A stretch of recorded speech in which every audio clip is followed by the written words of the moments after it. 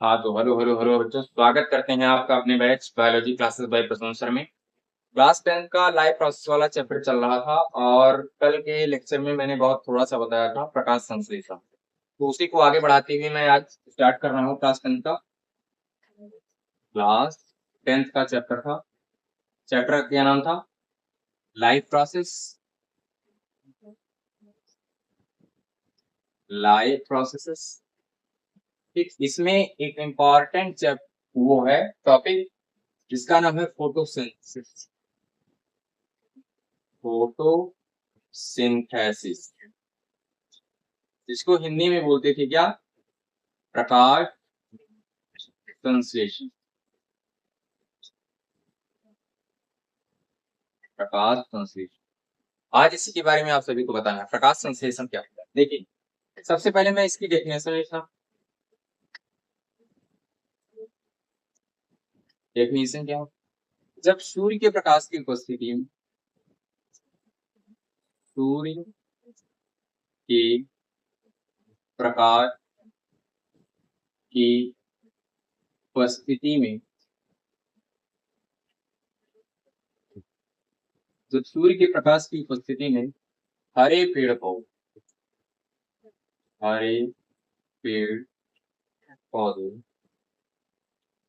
अपने भोजन का निर्माण, अपने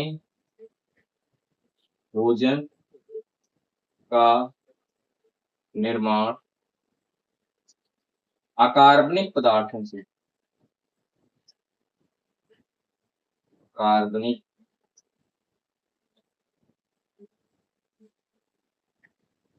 पदार्थ जैसे CO2, H2O। जब सूर्य के प्रकाश की उपस्थिति में हरे पेड़ पौधे अपने भोजन का निर्माण अकार्बनिक पदार्थों जैसे का प्रयोग कर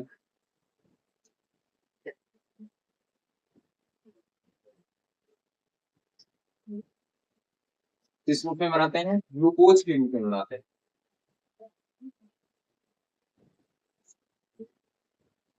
रूप में बनाते हैं, तब इस प्रक्रिया को, इस प्रक्रिया को क्या कहते हैं? प्रकाश संश्लेषण। प्रकाश संश्लेषण। सूर्य के प्रकाश की उपस्थिति में जब हरे पेड़ पौधे होंगे तो उसमें क्लोरोफिल पाया जाएगा। सूर्य के प्रकाश की उपस्थिति में जब हरे पेड़ पौधे अपने भोजन का निर्माण अकार्बनिक पदार्थों से, अकार्बनिक पदार्थ क्या क्या हुआ? CO2 और H2O का प्रयोग कर ग्लूकोज के रूप में बनाते हैं, तब इस प्रक्रिया को क्या कहते हैं? प्रकाश संश्लेषण है। क्या कहते हैं? प्रकाश संश्लेषण कहते हैं।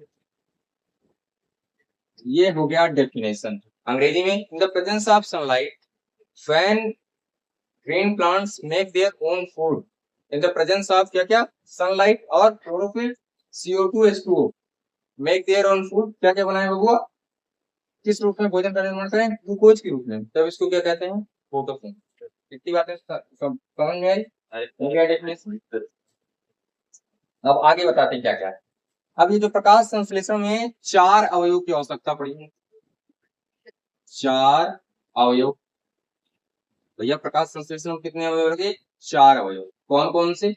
4 component involve in photosynthesis process. बबुआ क्या क्या लगा? सबसे पहले लगा CO2, फिर लगा H2O। प्रेजेंस किसकी थी? सनलाइट की। प्रेजेंस किसकी थी? सनलाइट की। और ग्रीन प्लांट के अंदर क्या था? क्लोरोफिल। क्या था? क्लोरोफिल। कितनी बातें कंफर्म?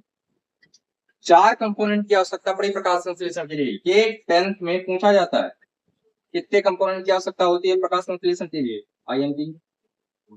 ठीक, वो कंपोनेंट इंपॉर्टेंट होते हैं प्रकाश संश्लेषण के लिए। कार्बन डाइऑक्साइड, H2O, सनलाइट और क्लोरोफिल। अब CO2 आया कहां से? प्लांट में। प्लांट की जो लीव्स होती है, क्या लीव्स, उनमें छोटा सा छिद्र पाया जाता है। क्या पाया जाता है वो? छिद्र पाया जाता है। पोर्स पाए जाते हैं, पोर्स। इन पोर्स को कहते हैं वातरन। क्या कहते हैं? वातरन। और इन्हीं को कहते हैं क्या? वातरन के अलावा इन्हीं को कहते हैं स्टोमाटा।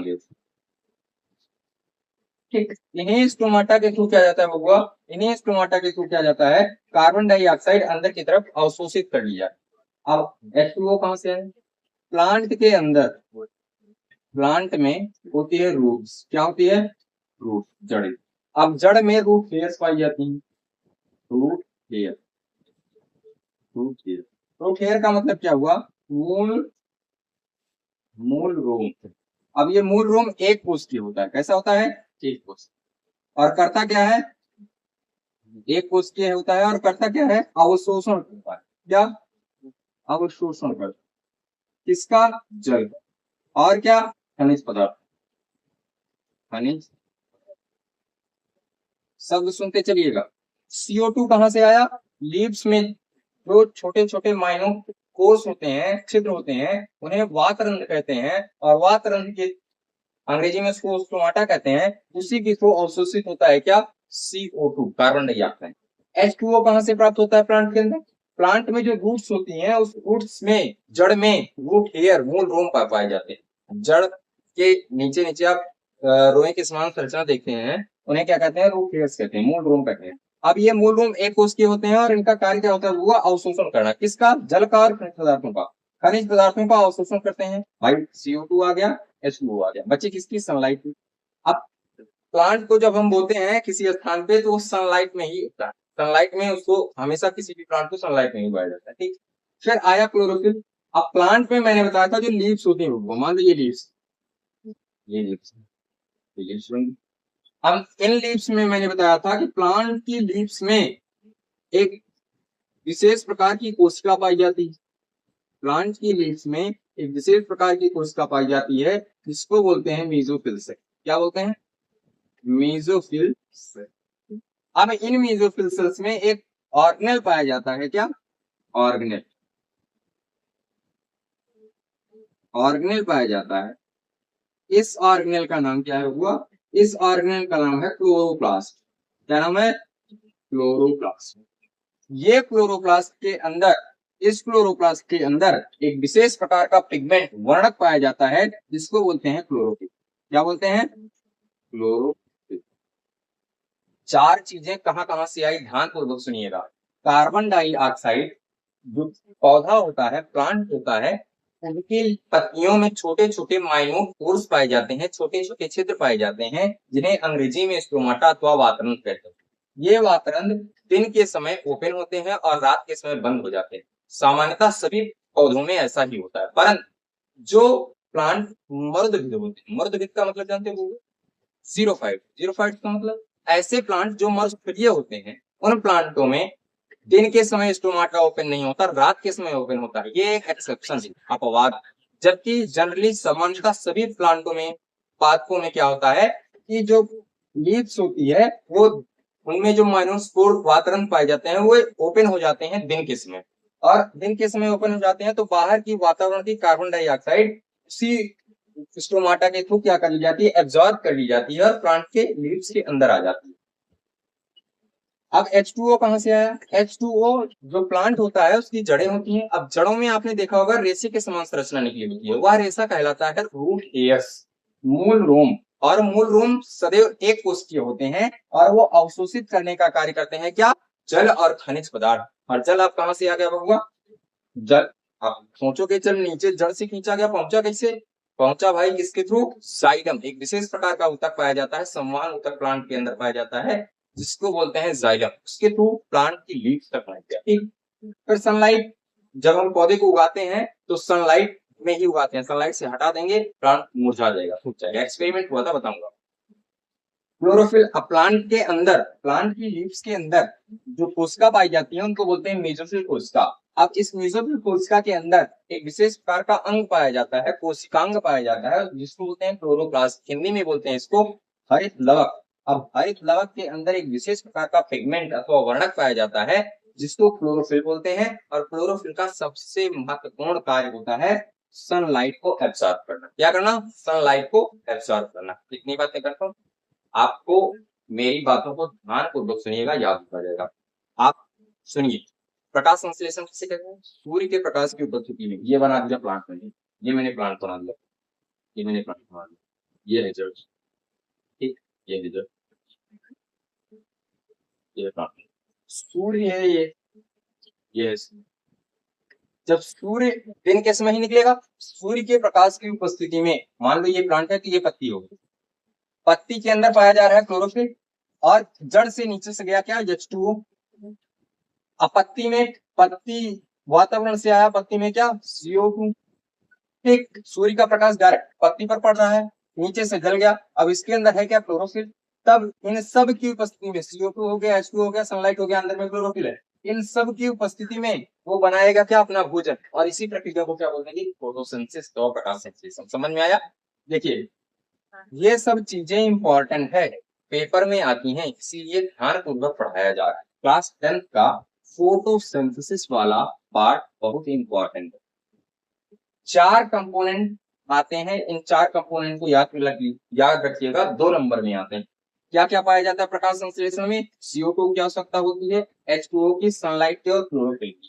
क्लोरोफिल प्लांट की मेसोफिल कोशिका के अंदर एक विशेष प्रकार का कोशिकांग पाया जाता है, जिसको हरित लवक बोलते हैं, और हरित लवक के अंदर एक विशेष प्रकार का वर्णक पाया जाता है, जिसे पर्णहरिम अथवा क्लोरोफिल बोलते हैं।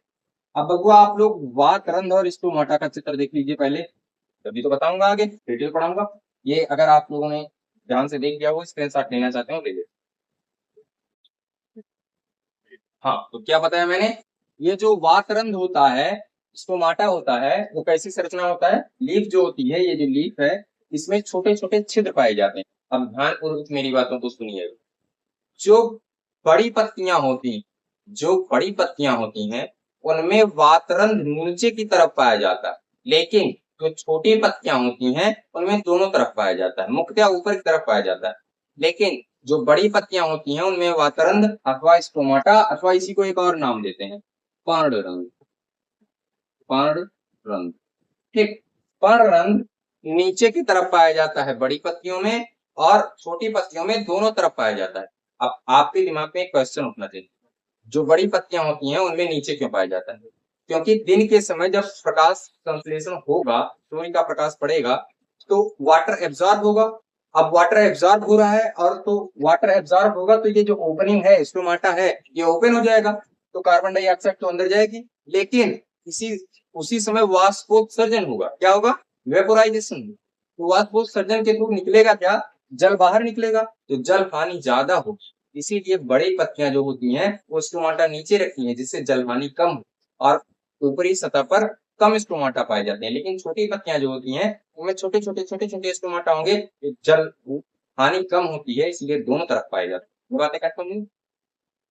तो पर्णरंध्र, वातरंध्र, स्टोमाटा की संरचना आपने देखी, ये दोनों गार्ड सेल है, गार्ड सेल अथवा रक्षक सेल या द्वार कोशिका। ये द्वार कोशिका क्या होती हैं, जब पानी इनके अंदर आ जाता है तो फूल जाती हैं, जिससे ओपनिंग खुल जाती है, स्टोमाटा खुल जाते हैं, और इसी के थ्रू वातावरण से कार्बन डाइऑक्साइड अंदर में प्रवेश कर जाती है। लेकिन जब जल बाहर निकल जाते हैं और स्पीक हो जाती है, सूख जाती है, दब जाती है, तब ये क्लोज हो जाते हैं स्टोमाटा, यानी रात के समय ये क्लोज हो जाते हैं और दिन के समय ये ओपन हो जाते हैं। लेकिन मैंने अभी बताया जीरोफाइट्स अथवा मरुदभेद पौधों में ऐसा नहीं होता, मरुदभेद पौधों में ये ओपन हो जाते हैं। कब? रात के समय, और क्लोज कब होते हैं? दिन के समय। ऐसा क्यों? क्योंकि मरुस्थलियों में पानी का अभाव होता है, मरुस्थलियों रेगिस्तान वगैरह में पानी का अभाव होता है। अगर दिन के समय ओपन कर देंगे तो जितना पानी है सब वाष्पोत्सर्जन के थ्रू ओपन गायब हो जाएगा। लेकिन जब रात के समय ओपन होगा तो CO2 अंदर एकत्रित कर लिया, उसके ऊपर प्रकाश संश्लेषण कर लिया, भोजन बन गया। ठीक, वातरंध्र समझ में आया? ये प्लांट की लीफ की वातरंध्र मैंने बनाया। देख, ये है सहायक कोशिका, ये सब सहायक कोशिकाएं, ये सब सहायक कोशिका, ये वाली है, ये वाली, इसको गार्ड सेल, रक्षक कोशिका अथवा द्वार कोशिका कहते हैं। क्या? गार्ड सेल अथवा रक्षक कोशिका अथवा द्वार कोशिका। लेकिन क्या? रक्षक कोशिका, या इसी को द्वार कोशिका है। द्वार कोशिका, द्वार कोशिका में जब पानी अंदर चला जाएगा तो ये फूल जाएगी, टर्बिड हो जाएगी, और इसके अंदर जैसे पानी गया ये फूल गई, और फूल गई क्या हुआ? ओपनिंग जो कि वो ओपन हो गई यानी वातावरण ओपन हो गया, CO2 वातावरण को अंदर प्रवेश कर गया। अब CO2 अंदर तो चला गया, अब जल कहाँ से आया? प्लांट में जल आया जड़ के द्वारा। किसके द्वारा? जड़ के द्वारा।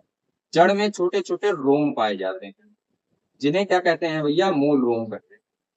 मूल रोम कहते हैं। अंग्रेजी में मैंने अभी बताया क्या? Root hair.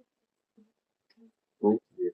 अब ये रूट हेयर के थ्रू एब्जॉर्ब करके प्लांट के अंदर चले जाते हैं। प्लांट के अंदर लेट तक कैसे पहुंचेंगे? एक विशेष प्रकार का ऊतक पाया जाता है जिसका नाम है जाइलम। क्या? जाइलम। इसी के थ्रू क्या जाता है? जल नीचे से संवहन होकर के ऊपर तक पहुंच जाता है। सनलाइट, सूर्य के प्रकाश लाइट पड़ रहा है डायरेक्ट।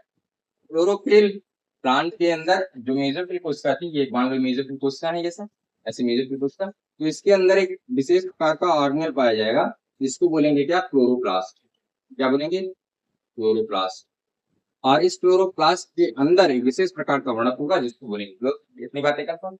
अब ये चारों कंपोनेंट कहाँ से आए आपको पता चला। अब ये प्रक्रिया 3 चरणों में संपन्न है। कितने चरणों में? 3 चरणों में। पहले चरण में होता क्या है? प्रकाश संश्लेषण की प्रक्रिया 3 चरणों में संपन्न होती है। पहले चरण में होता क्या है कि जो सनलाइट है, क्या?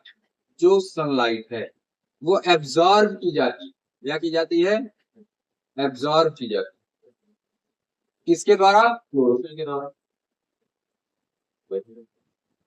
पहली प्रक्रिया में होता क्या है कि सनलाइट एब्जॉर्ब की जाती है क्लोरोफिल के द्वारा। पत्तियों में जो क्लोरोफिल उपस्थित है वो एब्जॉर्ब करता है किसको? सूर्य के प्रकाश को। यानी प्रकाशित ऊर्जा को, प्रकाशीय प्रकाशीय ऊर्जा को क्लोरोफिल क्या कर देता है? एकत्र कर। ठीक है। अब जो क्लोरोफिल एकत्र किया है तो दूसरा प्रोसेस क्या होगा? दूसरा चरण क्या होगा? क्लोरोफिल जो प्रकाश की ऊर्जा है उसको रासायनिक ऊर्जा में कन्वर्ट करेगा। और जो जल अवशोषित होके गया है जड़ों के द्वारा, जो जल अवशोषित होके गया है वो टूट जाएगा। वो क्या होगा? टूट जाएगा। H+ आयन निकलेंगे। क्या निकलेंगे? H+ आयन निकलेंगे और OH- आयन निकलेगा। साथ ही साथ H+ आयन OH- निकलेगा। अब OH आयन में से O2 गैस बन जाएगी। OH आयन में से O निकल जाएगा और ऑक्सीजन गैस मुक्त हो जाएगी।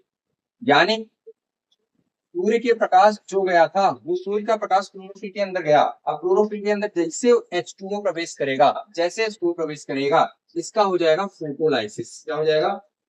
फोटोलाइसिस।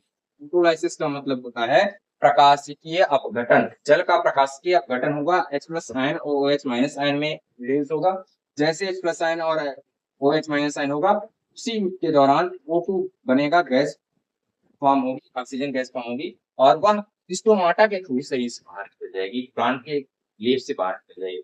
यानी कि हुआ क्या? पहले प्रोसेस में सनलाइट एब्जॉर्ब हुई, दूसरे प्रोसेस में फोटोलाइसिस हुई, किसकी? H2O की। तीसरे प्रोसेस में होगा क्या? जो CO2 आई, क्या होगा? जो CO2 आई है वो H2O, यही जल वाला पार्ट, इसके साथ संयोग कर लेगा। संयोग कर लेगा, जुड़ जाएगा और बना देगा। क्या होगा? ग्लूकोज का निर्माण। मैंने बोला अभी साथ में मुक्त क्या हुआ है? ऑक्सीजन गैस मुक्त हुई। जल के ढेर सारी अणुएं हैं। मैं यहाँ भी एक की चर्चा कर रहा हूँ। ढेर सारी अणुएं हैं जिसमें से ऑक्सीजन भी निकल जा रही है। मतलब अगर आपको कोई पूछे कि जो ऑक्सीजन मुक्त होती है प्रकाश संश्लेषण की प्रक्रिया के द्वारा, वो कहाँ से आती है? कार्बन डाइऑक्साइड से आती है या जल से आती है? तो उत्तर होना चाहिए वो जल से मुक्त होती है। जल से मुक्त। क्या? O2। ये नीट में आया था कि जो ऑक्सीजन मुक्त होती है प्रकाश संश्लेषण की प्रक्रिया के थ्रू, वो CO2 से आती है या H2O से आती है। तो ऑप्शन क्या सही होगा? वो H2O से आती है, ना कि CO2। मैंने अभी बताया ना फोटोलाइसिस होगा तो क्या H+ आयन OH- आयन निकलेंगे, O2 का निर्माण हो जाएगा यहाँ से और O2 क्या निकल जाएगा?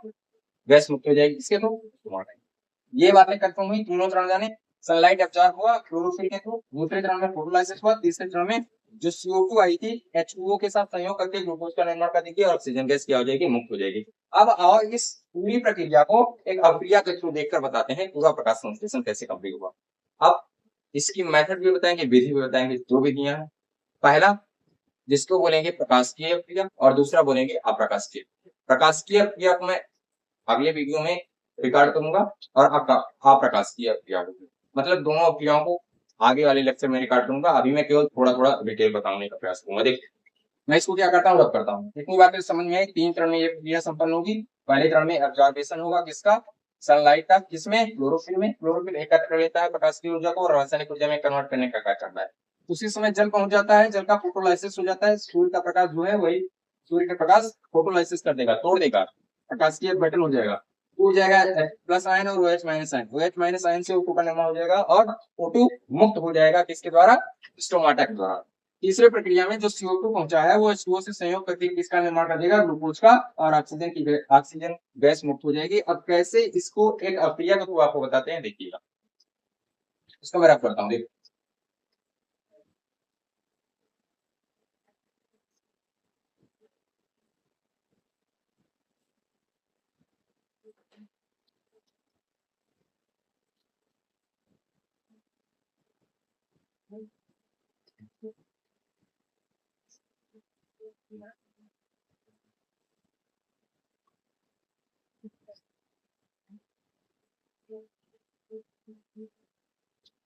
देखिए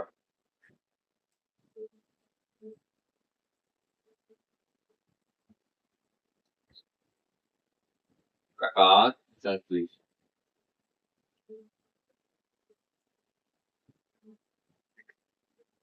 हुआ क्या, CO2 आया हुआ और आया क्या, H2।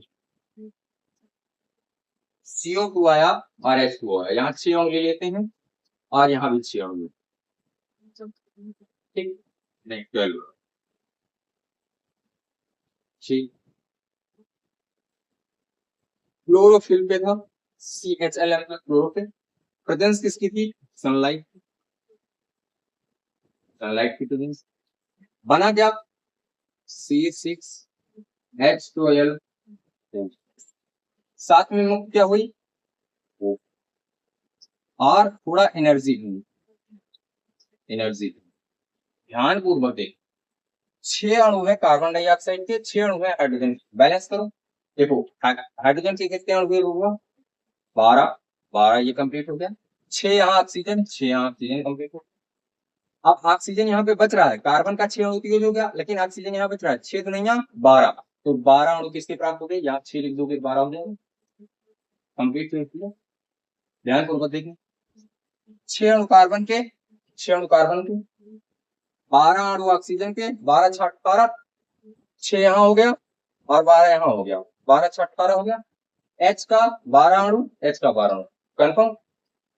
कार्बन डाइऑक्साइड और जल की उपस्थिति में, कार्बन डाइऑक्साइड और जल का प्रयोग कर क्लोरोफिल की उपस्थिति में, सनलाइट की प्रेजेंस में, उपस्थिति में क्लोरोफिल के अंदर ग्लूकोज के रूप में भोजन बनने की प्रक्रिया क्या कहलाती है, प्रकाश संश्लेषण कहलाती है। In the presence of sunlight chlorophyll के अंदर जल और कार्बन डाइऑक्साइड का उपयोग कर भोजन बनता है ग्लूकोज के रूप में। इस प्रक्रिया को प्रकाश संश्लेषण कहते हैं। और मुख्य कौन सी गैस होती है, ऑक्सीजन गैस होती है। साथ ही साथ थोड़ा एनर्जी।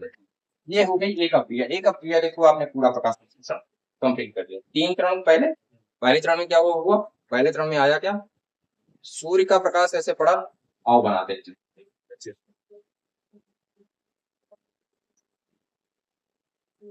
ये है ये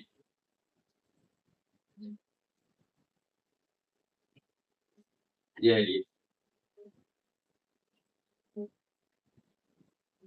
ये है सूर्य का प्रकाश। ये पड़ा इस पे, सनलाइट आई, क्या आई, सनलाइट। अब इसमें यह मान लो मेसोफिल कोशिका, इसके अंदर उपस्थित है ये क्लोरोप्लास्ट। अब क्लोरोप्लास्ट के अंदर है क्लोरोफिल, क्लोरोफिल के अंदर एब्सॉर्ब कर लिया गया सनलाइट। अब प्लांट के अंदर मान लो पहुंच गया जल, क्या पहुंचा, H2O। H2O H2O पहुंचा इसके अंदर, और स्टोमाटा के थ्रू पहुंच क्या रही है वातावरण से, CO2 पहुंच रही है। CO2 पहुंच CO2 पहुंच रही है वातावरण के थ्रू, सनलाइट पहुंच रही है क्लोरोफिल के अंदर, H2O नीचे से जड़ के थ्रू पहुंच गया है। आप ये सब जैसे उपस्थित हुए, बन क्या गया, हुआ ग्लूकोज बन गया। और ग्लूकोज क्या है, विशेष प्रकार का कार्बोहाइड्रेट। क्या है, कार्बोहाइड्रेट। अब ये जो कार्बोहाइड्रेट है, ये जो कार्बोहाइड्रेट है ये भी टूटेगा और ढेर सारी ऊर्जा मुक्त होगी, लेकिन एक स्थान से दूसरे स्थान पर कार्बोहाइड्रेट जाएगा, जल्दी टूट जाएगा। जैसे एग्जांपल लेते हैं, आपको कोई चीज खाने की दी जाए और बताया जाए कि इसको वहां तक पहुंचा दो, तो जनरली आपके दिमाग में सोचना चाहिए ऐसे ओपन ओपन करके दिया जाए तो आप खाते हुए जाएं। लेकिन अगर उसी को पैक करके खूब अच्छे से पैक करके दिया जाए और उसको बोला जाए कि वहां तक पहुंचा दिया जाए, तो आप इसको ओपन करने में दिक्कत करेंगे। तो ये बबुआ जो कार्बोहाइड्रेट ग्लूकोज है ये पैक होकर के जाती है किस रूप में? स्टार्च के रूप में स्टोर हो जाता है।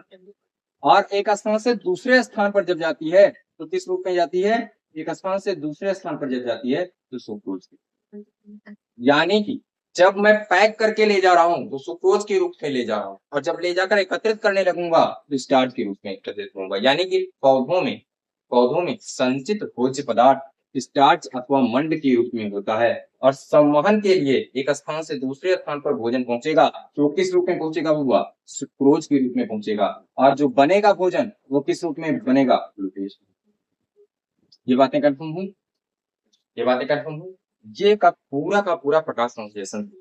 अब इस प्रकाश संश्लेषण की प्रक्रिया में दो विधियां, दो चरण होंगे, दो विधियां होंगी, दो मैथड, यानी प्रकाश संश्लेषण की क्रिया विधि मैकेनिज्म आपको समझाते हैं। तो दो मैकेनिज्म होगा।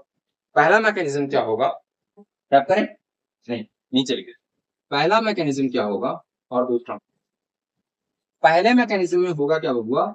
इसको मैं बोलूंगा प्रकाशीय। क्या बोलूंगा? प्रकाशीय।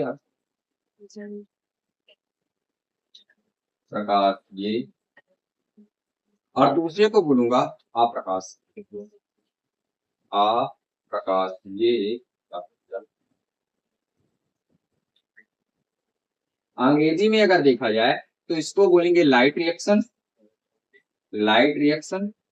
RNX, और इसको बोलेंगे डार्क। प्रकाशिय क्रिया जो होती है इसको बोलते हैं हिल अप। क्या? हिल अप क्रिया RN। और अप्रकाशीय क्रिया जो होती है इसको बोलते हैं ब्लैक मैन क्रिया। क्यों? क्योंकि प्रकाशिय क्रिया की खोज हिल नामक वैज्ञानिक ने की थी और अप्रकाशिय क्रिया की खोज ब्लैकमैन नामक वैज्ञानिक ने की थी। इसी कारण लाइट रिएक्शन को हिल रिएक्शन और डार्क रिएक्शन को ब्लैकमैन रिएक्शन के नाम से भी जाना जाता है। इतनी बातें कंफर्म हुई।